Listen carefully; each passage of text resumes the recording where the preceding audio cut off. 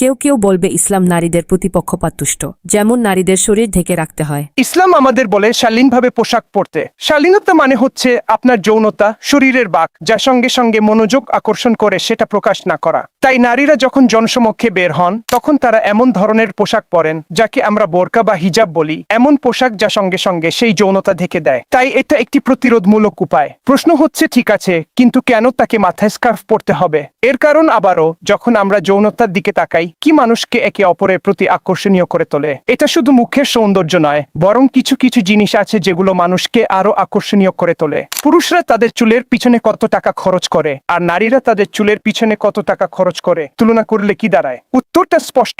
নারীরা তাদের চুল সাজায় কারণ পুরুষদের কাছে এটা সৌন্দর্য ও আকর্ষণের বস্তু। এটা এক ধরনের জৈবিক আকর্ষণ যখন একজন নারী নিজেকে উপস্থাপন করে। তাই ইসলাম যা চায় তা খুব সহজ, যা জনসমক্ষে যৌন আকর্ষণ তৈরি করবে যখন সেটা দরকার নেই, কারণ আপনি চান না আপনার যৌনতা এমন কোনো বিকৃত ব্যক্তির নজরে পড়ুক যে আপনাকে চোখ দিয়ে গিলে খেতে চায়। তাই ইসলাম আমাদের বলে দৃষ্টি সংযত করতে, পুরুষ ও নারী উভয়ের জন্যই। নারীরা বাড়তি একটি স্তরের পোশাক পরে, পুরুষদেরও তাদের শরীর ঢাকতে হয় ইত্যাদি। এটা জনসমক্ষে, যাতে তাদের যৌন হয়রানি বা উত্ত্যক্ত করা না হয়, এবং সবচেয়ে গুরুত্বপূর্ণভাবে নারীদের যেন মর্যাদাহীন মনে না করা হয়। তারা মর্যাদা ও সততার অধিকারী নারী, এবং তাদেরকে যেন যোগ্যতার জন্য মূল্যায়ন করা হয়, সৌন্দর্যের জন্য নয়।